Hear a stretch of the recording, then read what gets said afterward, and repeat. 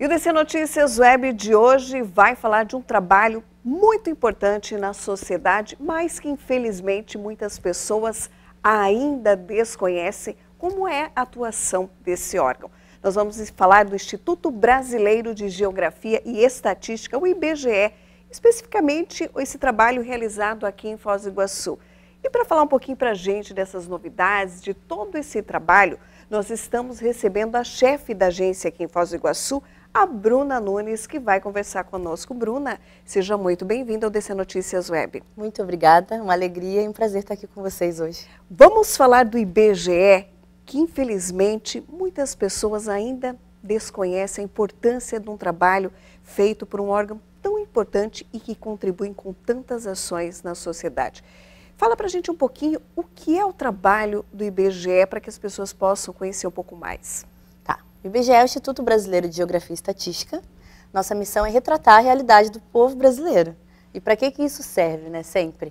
É para a gente poder fazer planejamento não só governamental, a gente trabalha com pesquisas de todos os tipos e a gente vai a campo. Então, nós temos 566 agências no Brasil inteiro para cobrir todos os municípios. Então, meu escritório está aqui em Foz, mas a gente cuida da região até Ramilândia, são 9 municípios. Aí, próxima já é a agência de Cascavel, que cuida de outros municípios. E levantamos dados de todos os tipos que você imaginar. De produção de ovo de galinha, nascimento, casamento, morte, taxa de emprego, migração, fecundidade, vai meio por tudo. Ninguém nem imagina tudo isso, né? Há pouco tempo vocês tiveram um grande desafio, que foi o censo, mais uma vez foi realizado. Quais são os problemas enfrentados durante esse trabalho de pesquisa, só para a gente exemplificar um pouquinho através do censo, que foi bastante falado? Sim, o censo é uma operação aguda, né? Ela é muito dramática em vários aspectos, porque ela precisa ser rápida. Então, claro, a gente tem dificuldades de estar num país e ter que movimentar tanta gente, né? A minha equipe aqui de 10 pessoas passa a ter 350. Nossa. Então, gerir tudo isso em pouco tempo é um desafio interno.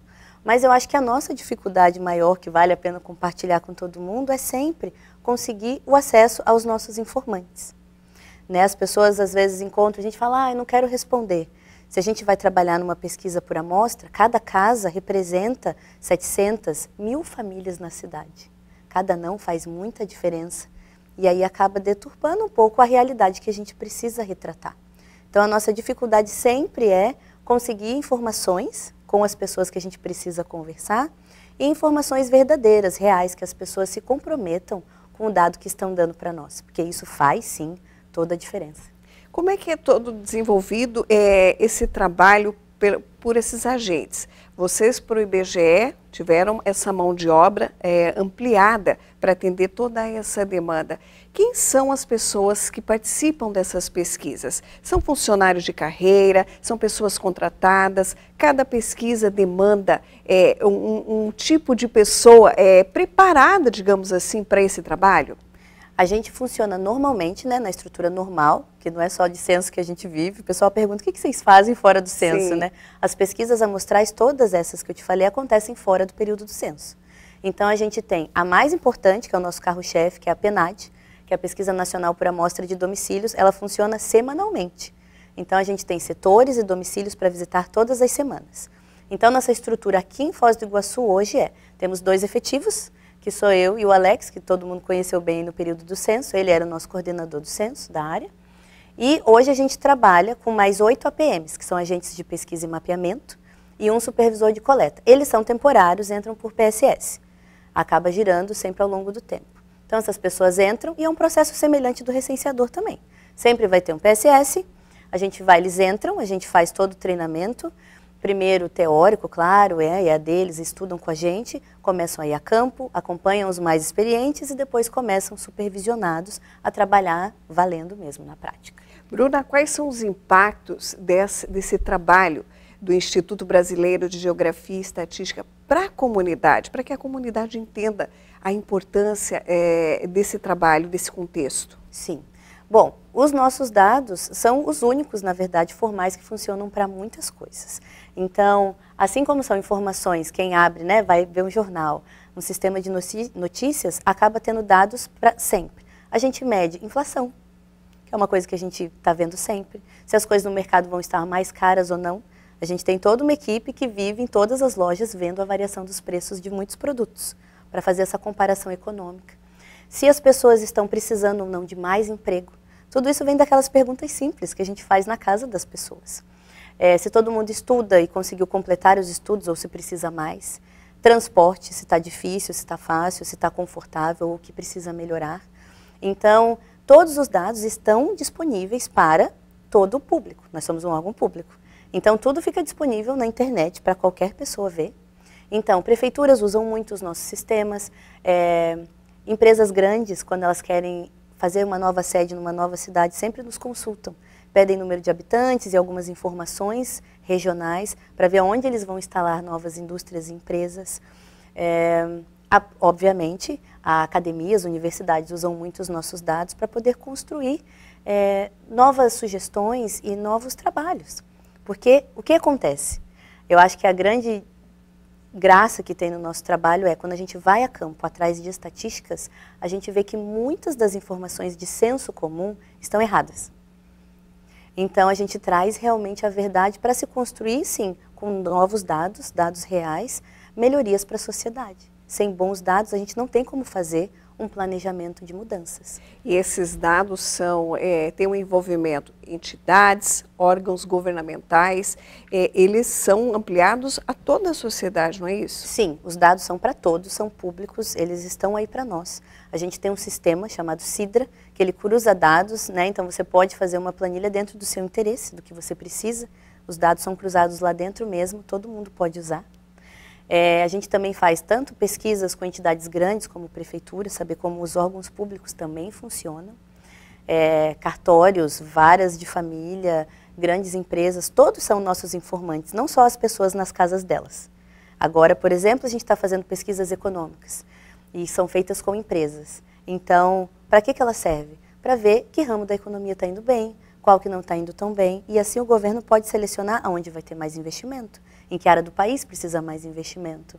Então, com um retrato das coisas e de como tudo tem funcionado, a gente consegue realmente planejar e falar, isso aqui precisa melhorar, a gente tem essas prioridades, elencar e dividir bem recursos e ações necessárias.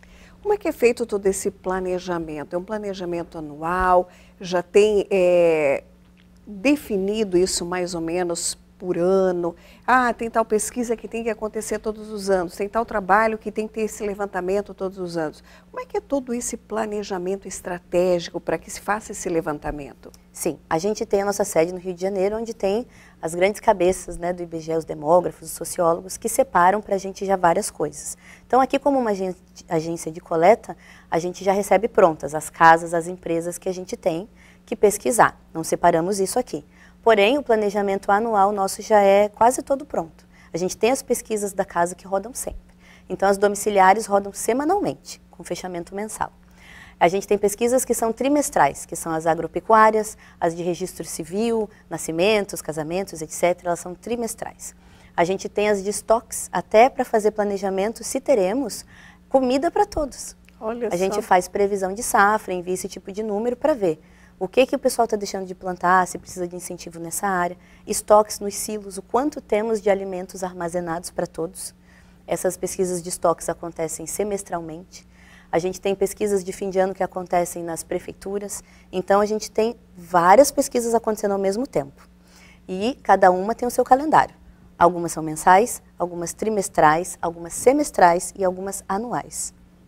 Aqui em Foz do Iguaçu, há alguma peculiaridade, alguma dificuldade, algum desafio diferenciado por ser essa região de tríplice fronteira para a coleta desse trabalho? Temos várias peculiaridades aqui. Uma, claramente, é o grande número de estrangeiros, né? Então, com vários deles a gente consegue conversar, mas eles são mais arredios em alguns momentos, né? Eles acham que às vezes é algum tipo de fiscalização, ou às vezes eles estão aqui só para trabalhar e não moram aqui. O giro de gente é muito grande, né?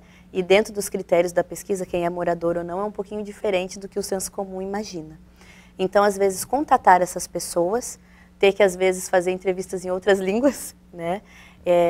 E, além disso, a gente tem muito estudante aqui. Então, é óbvio que temos, sim, uma flutuação de gente que mora e que vive de um jeito diferente. É muito grande. quando eu comparo e converso... Já é um desafio. Já é um desafio. Já é um desafio, né? É um lugar muito diferente. Então, às vezes, quando eu vou justificar os números que às vezes eu coleto aqui nas nossas reuniões gerenciais com as outras agências, é muito diferente. E eu explico, gente, aqui é um lugar muito quente, é um local turístico. Então, o pessoal fala, é uma cidade de interior, mas com características de cidade grande. Exatamente. Então, a gente vai ter sempre desafios, porque são pessoas diferentes, e também resultados muito diferenciados, porque moramos num lugar típico realmente. Quais são os métodos utilizados para essa coleta de dados? Bom, como tudo na vida avança, a gente tenta sempre fazer, algumas pesquisas já têm sido implementadas de modo online.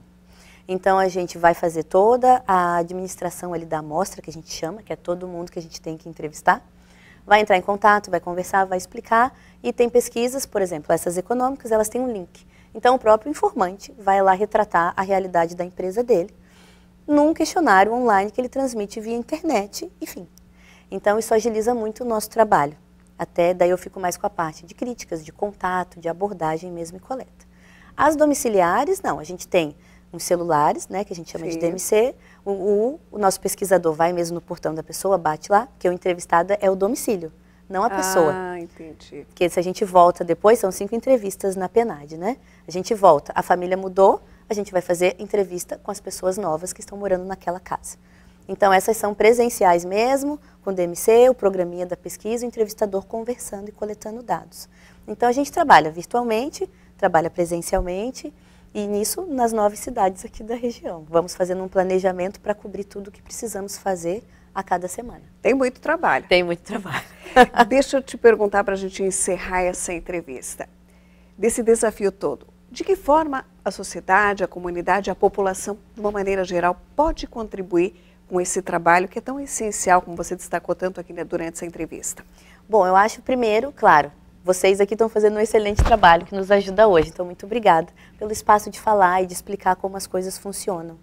Então, 2 coisas que eu acho que todos podem, ao invés de simplesmente ficarem com medo e fecharem a porta ou não nos responderem, porque cada resposta faz mesmo muita diferença, saber que a gente tem um site, né? Lá no site do IBGE tem o respondendo.ibge.gov.br. Você pode, para a sua segurança, confirmar sempre as nossas identidades. A gente vai estar sempre... É muito bacana e muito importante, muito importante. Então, a gente sempre trabalha de crachá, tem a matrícula, tem a nossa foto. Então, entrando na internet, colocando no site de busca mesmo, de pesquisa, vocês vão lá, vou conferir se essa pessoa trabalha no IBGE. Vai aparecer a nossa foto com a nossa identificação, a nossa matrícula lá. Então, as pessoas podem ficar tranquilas que, confirmando a identidade do recenseador, do entrevistador, responder com verdade e saber que esses dados são todos sigilosos. Eles são usados somente para fins estatísticos. Então, para mais nada. Isso não sai, tanto que a gente não pega número de documento das pessoas, nem o nome completo, a gente só precisa identificar a pessoa dentro da família. Então, não tem nada aprofundado, dados de banco, nada disso. E outra coisa importante é assim, se está com alguma dúvida, a gente tem um escritório aqui em Foz, a gente tem os nossos contatos, o que a gente precisa da colaboração é não falarem assim, não vai responder, ou não vai acontecer nada, né? Normalmente tem esse tipo de conversa. O que vai acontecer se eu não responder?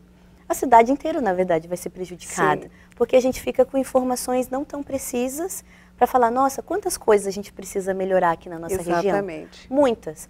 Mas como a gente vai saber? Eu sempre dou um exemplo quando eu vou na casa de uma pessoa, a gente tem 14 casas num bairro. Se você foi a única pessoa que não quis me responder, e a sua rua é a única que não tem asfalto, por exemplo, o relatório que sai para todo mundo ver não existem ruas sem asfalto nesse bairro. Porque olha faltou só, a sua olha resposta. essa diferença, né? Então é muito importante esse trabalho. Sim. Tomara que vocês tenham sucesso e tomara que a gente possa levar um pouquinho mais de informação a toda a população, porque é um trabalho extremamente importante e relevante para que melhorias aconteçam.